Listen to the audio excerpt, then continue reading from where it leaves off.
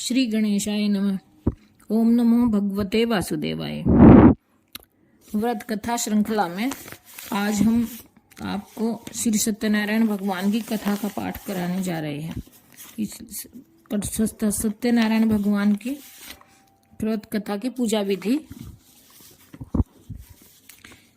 सत्यनारायण व्रत कथा करने वाला व्यक्ति पूर्णिमा व संक्रांति के दिन शाम को स्नान आदि से निवृत्त होकर पूजा स्थान में आसन लेकर बैठे और श्री गणेश, गौरी, वरुण, विष्णु आदि सभी देवताओं का ध्यान करके पूजन करे और संकल्प करे कि मैं सत्यनारायण भगवान का पूजन और श्रवण सदैव करता रहूंगा। पुष्प हाथ में लेकर श्री सत्यनारायण भगवान का ध्यान करें। सत्यनारायण भगवान विष्णु भगवान को ही कहा जाता है।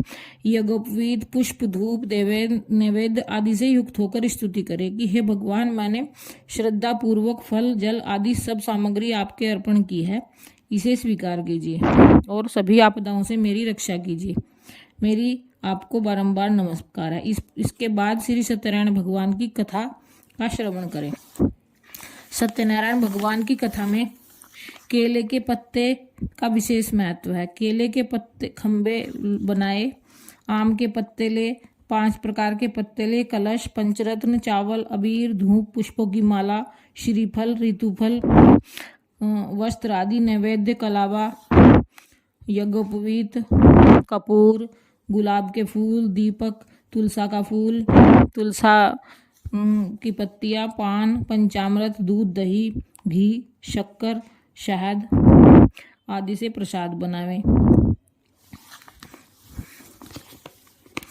सत्यनारायण भगवान का पहला अध्याय। एक समय नैमिषारण्य तीर्थ में सौनकादिक 88,000 ऋषियों ने श्री सूत जी से पूछा कि हे प्रभु, कलयुग में वेद विद्या रहित मनुष्यों को प्रभु भक्ति किस प्रकार मिलेगी तथा उनका उद्धार कैसे होगा। इसलिए हे मुनिश्रेष्ठ, कोई ऐसा तप कहिए जिससे थोड़े समय में पुण्य प्राप्त होवे तथा मनवांछित फल मिले। यह कथा सुनने की हमारी इच्छा है। सर्वशास्त्र ज्ञाता श्री सूत जी बोले कि हे वैष्णवों में पूज्य, आप सबने प्राणियों के हित की बात पूछी है। अब मैं उस श्रेष्ठ व्रत को आप लोगों से कहूंगा जिस व्रत को नारद जी ने श्री लक्ष्मी नारायण जी से पूछा था और लक्ष्मीपति ने मुनि श्रेष्ठ नारद जी से कहा था। सो ध्यान पूर्वक सुनो।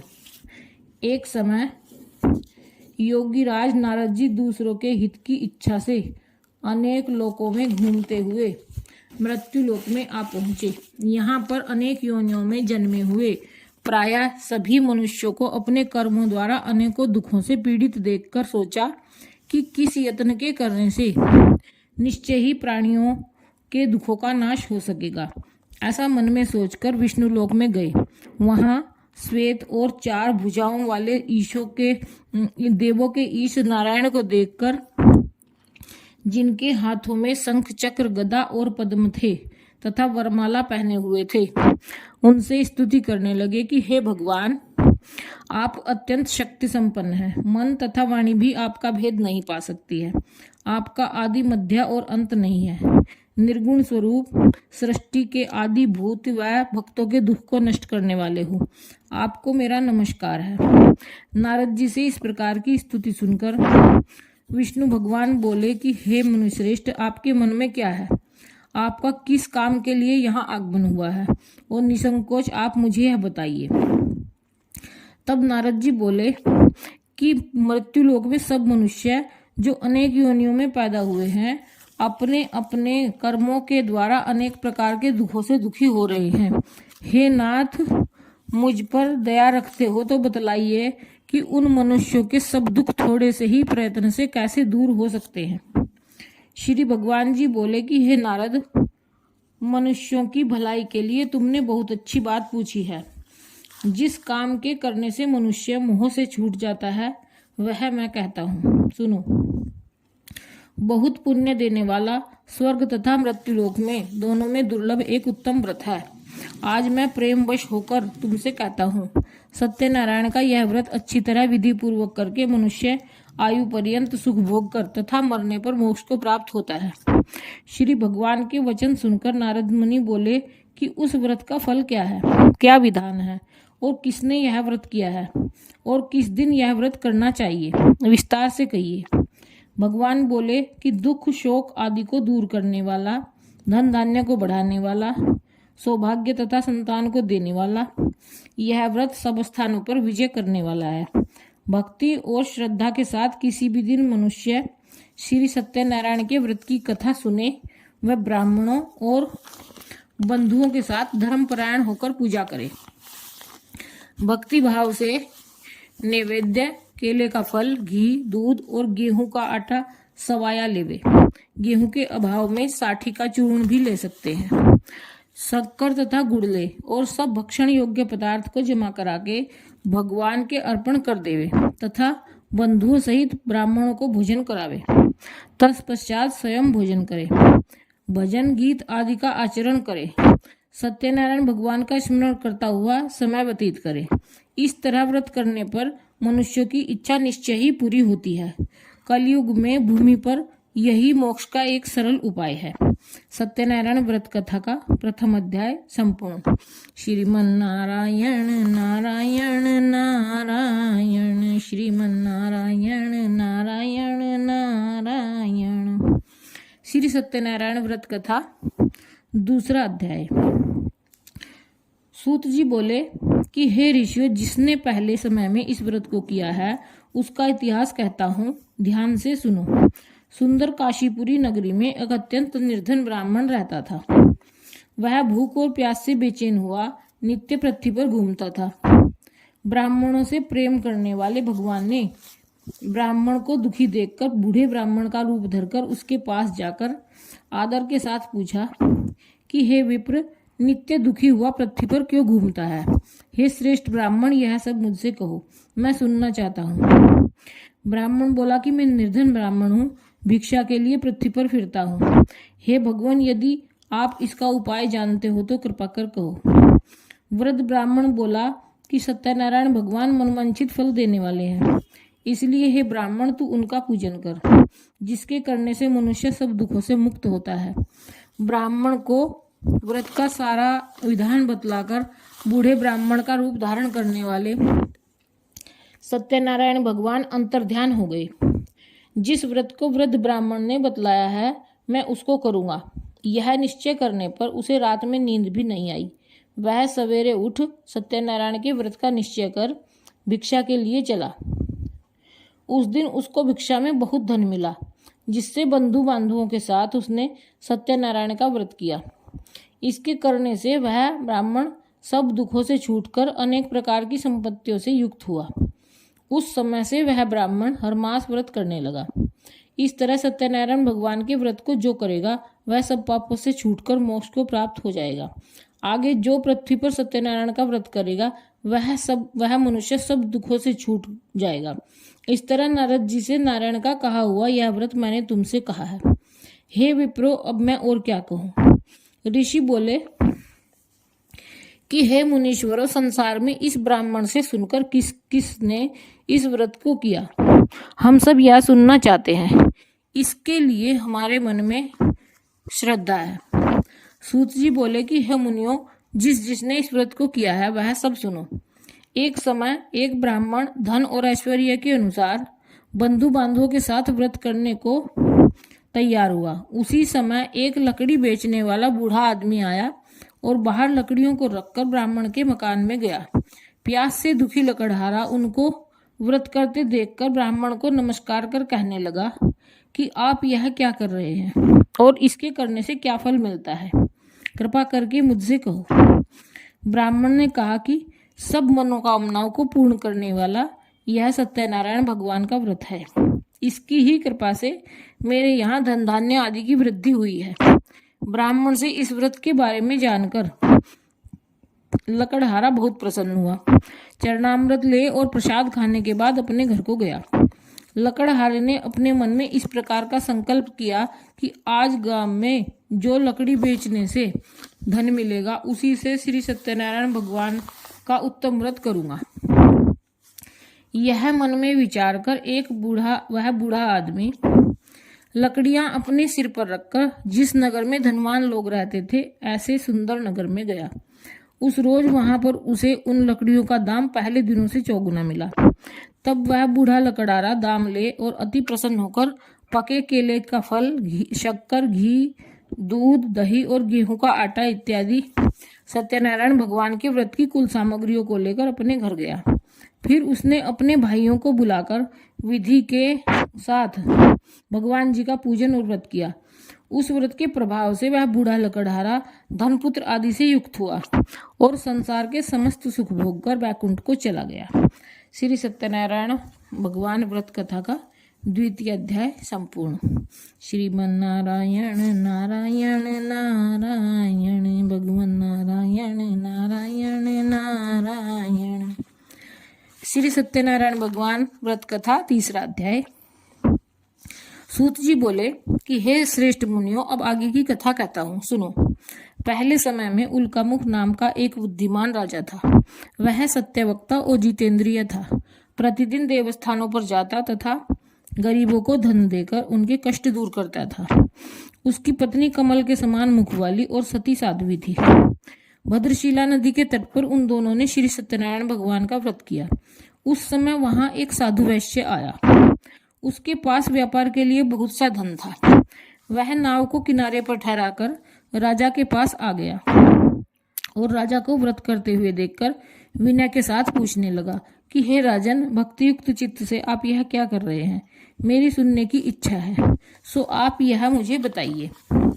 राजा बोला कि हे साधु, अपने बंधुओं के साथ पुत्र आदि की प्राप्ति के लिए यह महाशक्तिवान सत्यनारायण भगवान का व्रत व पूजन किया जा रहा है। राजा के वचन सुनकर साधु आदर से बोला कि हे राजन, मुझसे इसका सब विधान कहो। मैं भी आपके कथन अनुसार इस व्रत को करूंगा।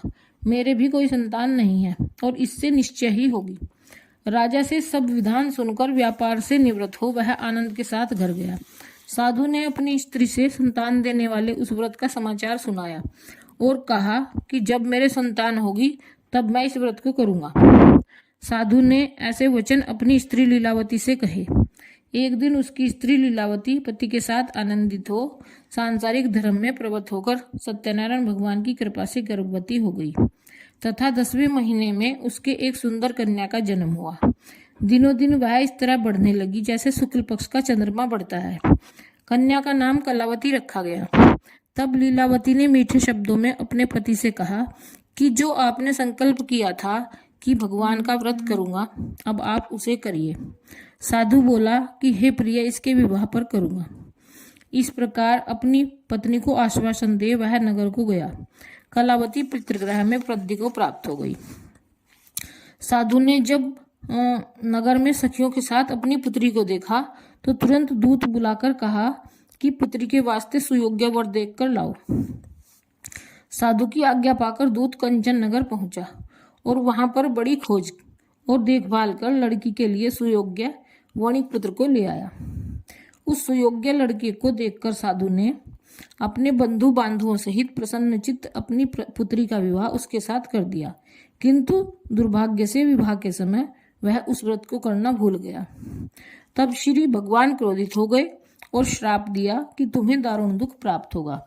अपने कार्य में कुशल साधु बनिया जामाता सहित समुद्र के समीप स्थित रतनपुर नगर में गया और वहां दोनों ससुर जमाई चंद्रकेतु राजा के उस नगर में व्यापार करने लगे।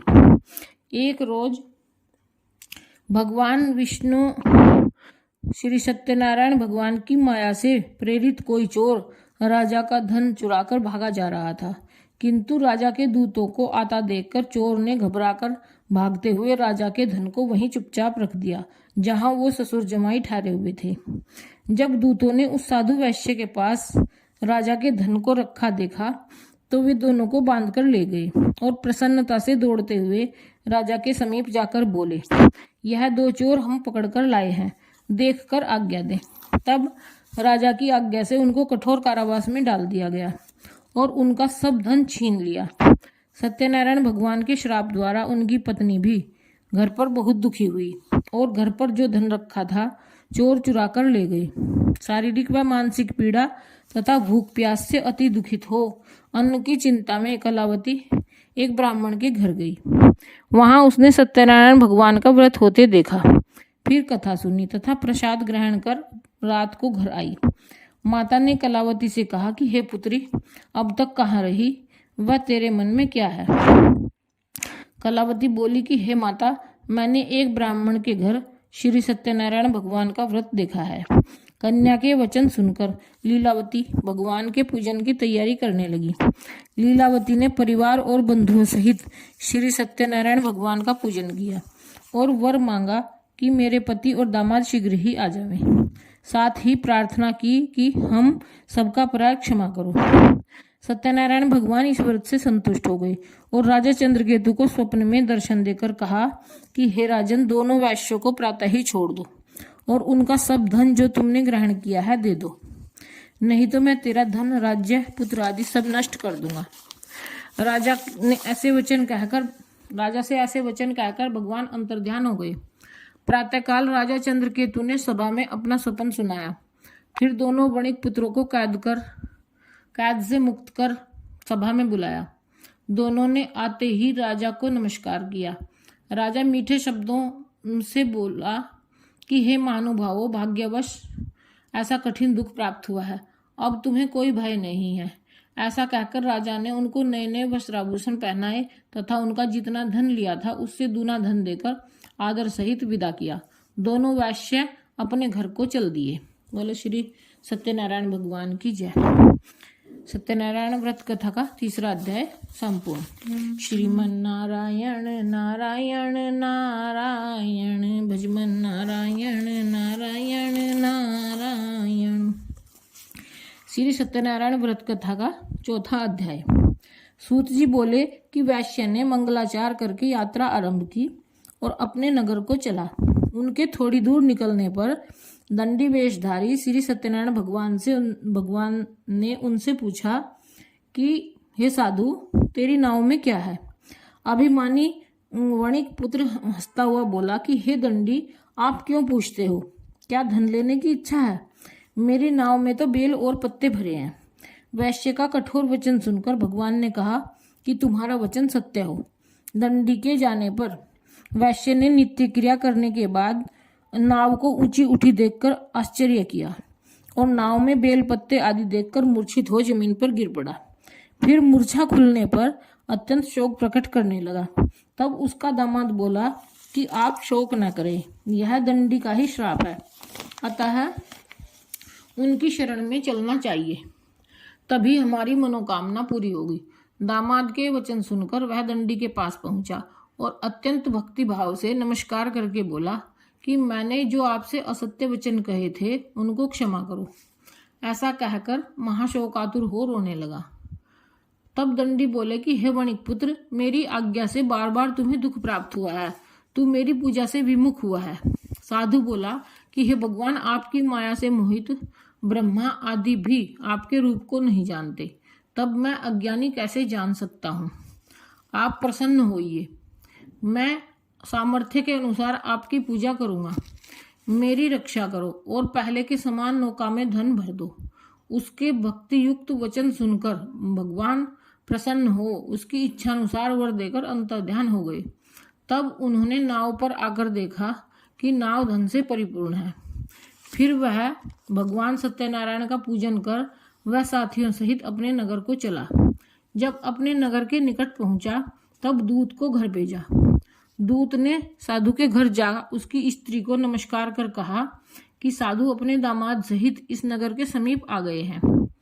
ऐसा वचन सुन साधु की स्त्री ने बड़े हर्ष के साथ सत्यदेव का पूजन कर पुत्री से कहा कि मैं अपने पति के दर्शन को जाती हूँ, तू कार्य पूर्ण कर शीघ्र आ।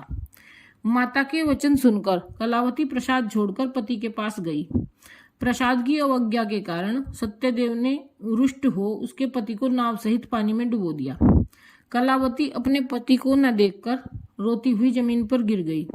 इस तरह नौका को डूबा हुआ तथा कन्या को रोता हुआ देख साधु दुखित हो बोला कि हे प्रभु, मुझसे या मेरे परिवार से जो भूल हुई है उसे क्षमा करो।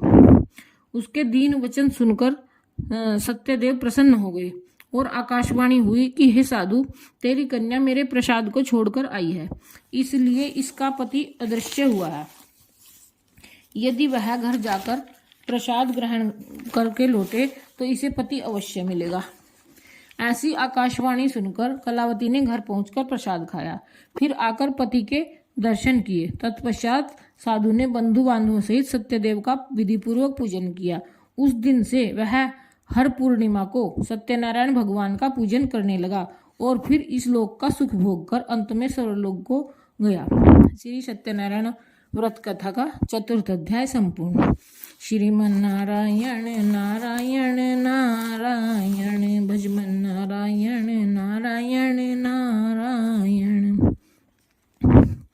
श्री सत्यनारायण व्रत कथा 5वां अध्याय। सूत जी बोले कि हे ऋषियों, मैं और भी कथा कहता हूँ, सुनो। प्रजापालन में लीन तुंगध्वज नाम का एक राजा था। उसने भी भगवान का प्रसाद त्याग कर बहुत दुख पाया। एक समय वन में जाकर वन्य पशुओं को मारकर बड़ के पेड़ के नीचे आया। वहां उसने ग्वालों को भक्ति भाव से बांधवों सहित श्री सत्यनारायण भगवान की पूजा करते देखा। राजा देखकर भी अभिमानवश वहां नहीं गया और न ही नमस्कार ही किया। जब ग्वालों ने भगवान का प्रसाद उसके सामने रखा तो वह प्रसाद को त्याग कर अपनी सुंदर नगरी को चला गया। वहीं उसने अपना सब कुछ नष्ट पाया तो वह जान गया कि यह सब भगवान ने किया है। तब वह विश्वास करके ग्वालों के समीप गया और विधि पूर्वक पूजन कर प्रसाद खाया तो सत्यदेव की कृपा से पहले जैसा था वैसा ही हो गया। फिर दीर्घ काल तक सुख भोग कर मरने पर स्वर्गलोक को गया। जो मनुष्य इस परम दुर्लभ व्रत को करेगा, भगवान की कृपा से उसे धन धान्य की प्राप्ति होगी। निर्धन धनी होगा और बंदी बंधन से मुक्त होकर निर्भय हो जाते हैं। संतानहीनों को संतान की प्राप्ति होती है तथा सब मनोरथ पूर्ण होकर अंत में वैकुंठ धाम को प्राप्त होता है। जिन्होंने पहले इस व्रत को किया, अब उनके दूसरे जन्म की कथा सुनो। वृद्ध शतानंद ब्राह्मण ने सुदामा का जन्म लेकर मोक्ष को पाया। उल्कामुख नाम का राजा दशरथ होकर वैकुंठ को प्राप्त हुआ। साधु नाम के वैश्य ने मोरध्वज बनकर अपने पुत्र को आरे से चीरकर मोक्ष को प्राप्त किया। महाराज तुंगध्वज ने स्वयंभू होकर भगवान में भक्तियुक्त कर्म कर मोक्ष किया। इसी श्री सत्यनारायण व्रत कथा 5th अध्याय संपूर्ण। श्रीमन नारायण नारायण नारायण भजमन नारायण नारायण नारायण। जय जय श्री कृष्ण। ओम नमो